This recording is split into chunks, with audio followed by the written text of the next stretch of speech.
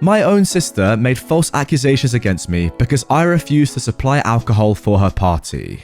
This happened some years ago. I'm in my 30s now, but back then I was 22. My sister was 18 and was my mum's golden child. My dad thankfully has a good head on his shoulders and always called my sister out on her trash. But my mum's interference always meant my sister got off easy anyway. This is what happened back then. My parents decided to take a vacation to ski in Aspen and let my sister watch the house for them. They told her no parties, but that was a rule she straight up ignored. A day after our parents left, my sister started sending out invites to a party, and she was promising free alcohol. I didn't see that post just yet, but my sister called me and asked me to go and get her alcohol for her party because I was over 21 and could legally buy it. She also wanted me to pay for it and said she'd invite me to the party and introduce me to an easy girl in order to pay me back. I told her that I wasn't going to break the law to make her happy. She should never have told people her party would have alcohol. She screamed at me over the phone that I was ruining her life and that she couldn't take back the invites now that they were all over her Facebook. I looked at her post and facepalmed. I told her that what she did was really stupid and she and her friends were all underage, so it's illegal.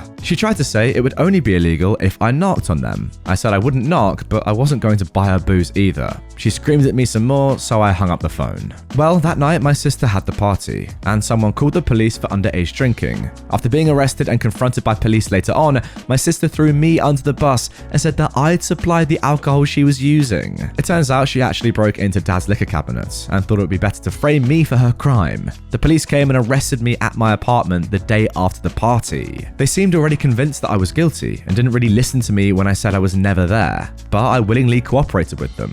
At the station, I told them the whole story and got them to look at my sister's Facebook post. Thankfully, there were a few people there who listened to me, but I still had to sit the night out in a cell while my parents were called. My mum and dad flew back home overnight and bailed out both my sister and I, but my mum tried to make my dad leave me in jail because my sister had told them her lies as well. But my dad took the time to talk to me and look at my sister's Facebook. Of course, he believed me. This caused a fight between him and my mum. When they got home, my dad discovered that my sister had broken into his liquor cabinet and spoke to police on my behalf. My mum, however, still wanted the blame to fall on me because, as she put it, the charges are ruining my baby's future. My innocence was further proven by the fact that me and my car was seen on CCTV when I left work, and when I arrived at home soon after, as the apartment I was living in then had CCTV cameras to watch the parking lots. My car didn't move from there for the rest of the day and night. In my sister's story to the police, I'd driven out and gotten the alcohol for her, but I wasn't seen on CCTV in any liquor store in the county, and my bank account showed no transactions buying alcohol.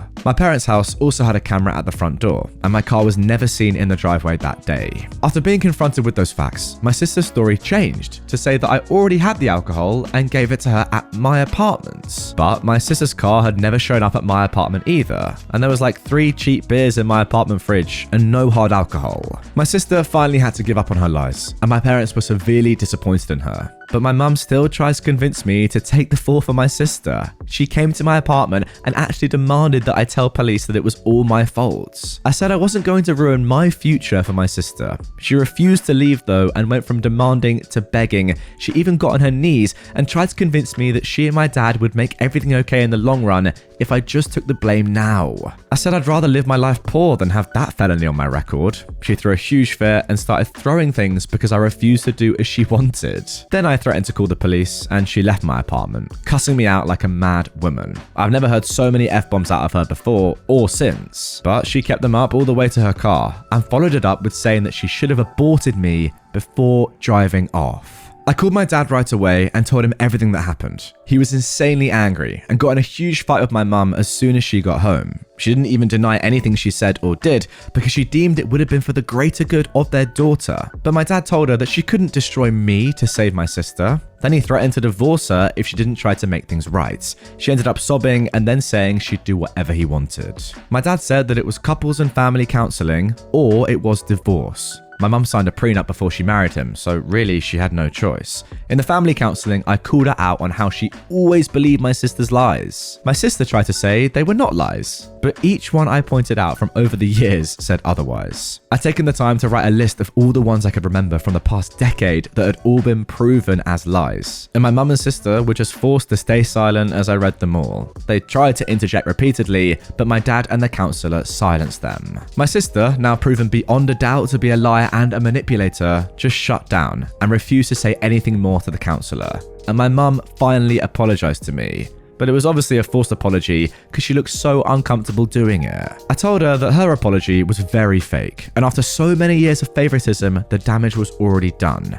My relationship with her never really recovered because she was still convinced I was guilty no matter what was said, until my sister admitted the truth and then wanted me to pretend to be the guilty one anyway to protect her favourite child. But nothing went her way, so she just went back to crying about it. When my sister went to court, my mum pleaded with the judge to go easy on her for the charges of underage drinking and giving other underage people alcohol, as well as attempting to frame me for her crime. She'd also resisted arrest when the police came and shut down the party. She was very drunk when it happened. They kept her in a cell overnight to sober up, and then she told police I'd been the one to provide the alcohol. My mum's begging, along with the relentless lawyer my parents hired, got the judge to cut a deal, providing my sister plead guilty, which she did not want to do. But her lawyer highly recommended she take said deal to avoid jail time because there was no other way of keeping her from getting a felony on her record. My sister's lawyer used the fact that the alcohol had not been bought that day, but rather had already been in the house long before the party happened to help lessen the charges. My sister's Facebook had also been completely deleted by her as soon as she was able to in order to hide the post. The judge just wanted the case over with, so my sister got off with a huge fine that our mum paid most of out of her own pockets and a couple of years probation.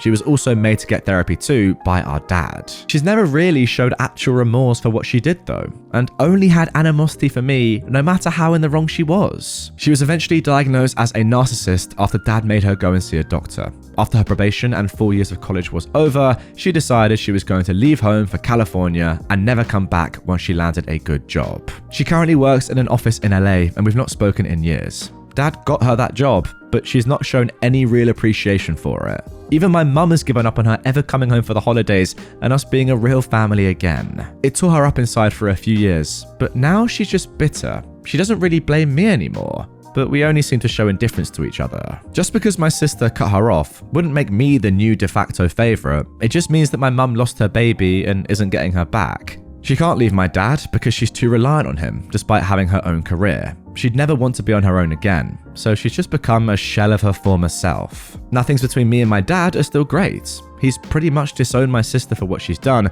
and has stopped caring if she'll ever talk to him again. He and my mum don't even sleep in the same bedroom anymore. She moved into the guest room some 5 years ago and has stayed there. Their marriage is really only one on paper these days. Now, that is the end of the story, but OP has provided us with some information and also a couple of edits to give some more context. So, some info. It's a felony or misdemeanor in OP's country to provide alcohol to minors. And my sister provided stolen alcohol to at least a dozen people who were under 21. Then she resisted arrest and tried to frame me by lying to police. The fact that she got off easy thanks to the shark-toothed lawyer my parents hired was incredibly lucky. Not that she was ever appreciative. The judge hit her with a fine for each person she gave alcohol to, which added up. And with the cost of the lawyer, well, my parents were out of a lot of money. Alright then, and now on to the first edit. Yes, my parents are wealthy, especially my dad as he's a business owner. He owns several businesses actually, one big one and a few smaller ones. He even owns one of the local gas stations, and the town we live in is full of bored police that are just itching to get some action. I also heard that a couple of the minors arrested at that party were the kids of police as well, which didn't help my odds when the cops came for me. The reason the investigation went as far as it did is because my dad pushed it through. I also went out of my way to provide some of the evidence, like the CCTV from my job, my apartment complex, and my bank statements showing I didn't buy the alcohol. The rest, my dad pushed for. He had a lawyer get the CCTV from every liquor store in the county for that day. My mum actually tried to talk him out of doing that. In the end, this all took way too much to prove my sister was a liar, because she tried to stick to her story hard, even after my parents discovered she got the alcohol from my dad's liquor cabinets. And yes, my parents lost a ton of money, basically paying off the court to dismiss most of my sister's charges. My sister had to pay like 10%, that's about it, and that's just the little bit my parents made her pay. They still paid for her college after that as well. So people calling this out as rich people drama are exactly right because it is just that. At the time this went on, I was still in college myself, but my dad insisted I have a part-time job to learn the value of work, and he was exactly right about that. My family is wealthy, but my dad tried to keep me from acting spoiled growing up. I even bought my own first car with my money that I earned working part-time. But I can't say the same for my sister, as my mum treated her like a princess. The rest of the family as a whole also hates my sister after what she did back then, so there wasn't much love lost when she ghosted us, save for my mum. She cried about it often for an entire year. And then one final edit. Yes, this happened in the US. And yes, it was stupid the way the police arrested me. My dad had some pretty strong words with them about that, but I guess the cops had nothing better to do, and the arrest was expunged from my record after I was proven innocent. But as someone in the comments has pointed out, it is scary how easily your freedom can be taken away. I've instinctively avoided police ever since that happened. For them, arresting the son of a rich guy must have been a big scandal waiting to happen. And no one was injured as a result of DUI, but I've spoken with my dad and he said there were a few DUIs because a few of the minors there got in their cars and tried to drive away when the police arrived. Considering I heard a few of the people there were the kids of police officers, that only made things worse for me. The cops that arrested me both looked middle-aged, so if their kids were involved, that may explain why they treated me like I was guilty. And finally, those who say this is fake, I wish it was, because it's so stupid that it really should be, but my ungrateful sister broke our family and nearly destroyed my reputation as well. These days, everyone in the town has forgotten about her. She lost most, if not all of her friends after that party because they were all arrested.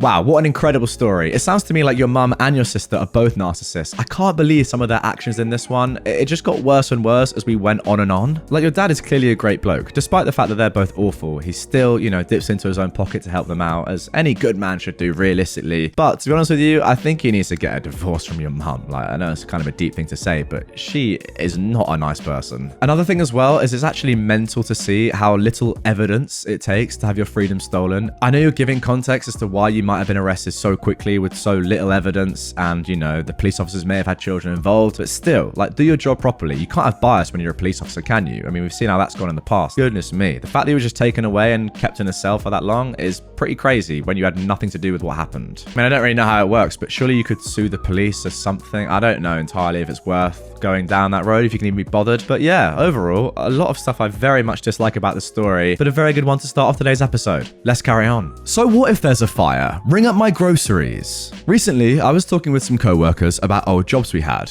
and I remembered this gem. I remember this story vividly because it was so absurd. January 1st, 2017. I am 23 at the time, and I was in the middle of my shift at the local grocery store as a checkout clerk, or the official term of front-end associates. I was just chatting with customers as I rang up their chips and sodas and rotisserie chickens like a usual day when one of the stockers ran up behind me and yelled, "How busy is everyone?" Confused, I simply gestured to my line of people, but he had our attention since he never did anything like that. My manager asks, "Why do you ask? Everything okay?" "Once you're all finished with your current customers, everyone needs to leave. There's a fire in the back." Immediately, all who were not being checked out abandoned their carts and left the building. Except for Gerald.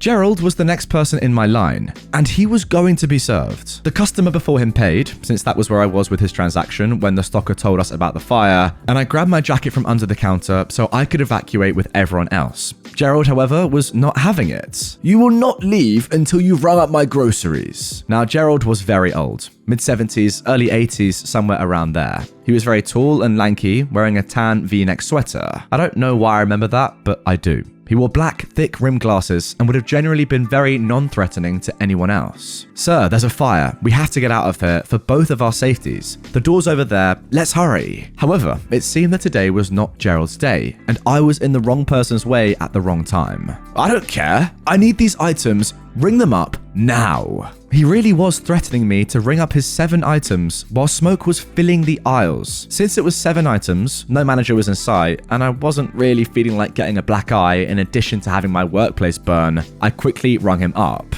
All the while, he's thanking me, quite condescendingly. I was paying him no mind since I knew the tone. Finally, my manager showed back up to make sure everyone had left. I ran over to her. "Please help me. This guy won't let me leave." What do you mean, won't let you leave? Did you tell him about the fire?" "Yeah, but he said he doesn't care." "Oh my god, absolutely not. Look, you go outside with everyone else and wait for the firefighters. I'll take care of this." I went to grab my things again, and while I was leaving, I could hear them both yelling, "Where is she going? She has to finish." My manager interrupts. "Sir, there's a fire. A fire. You have to leave. No, I still have to pay. You've got to be kidding me. I'm the manager. You can have it. It's free. Just get out of here. This is terrible customer service. I'm never coming back. I met up with the rest of the staff in the parking lot, and they asked what took me so long. So, of course, I told them. My manager came out and confirmed the story.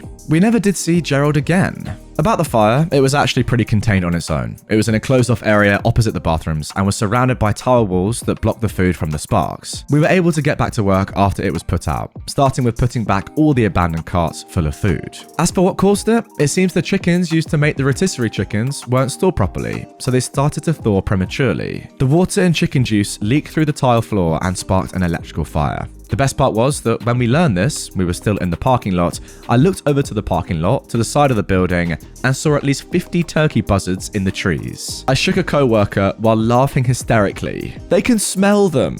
Everyone else joined in on the hysterical laughing. It was truly the weirdest way to start the year. You know what? While Gerald is clearly entitled, and I'm not entirely sure what he was doing here, I have a lot of respect for him because clearly he's at an age and a stage of his life now where he doesn't really care. You know, he's past the point of giving a dang about anything, and I'm here for it. Like, I respect someone like that. Yeah, it's a bit weird, not getting out of a building when you know it's on fire, but to him, not getting the groceries that he needs is less important than a fire in the back of a shop. Priorities. I kind of back it. What I don't really get though, I mean, I'll be honest, I don't really get anything that happened in the story, but what I don't really understand at all is when he says terrible customer service after being told by the manager that you can just take all the items for free. That sounds like excellent customer service to me.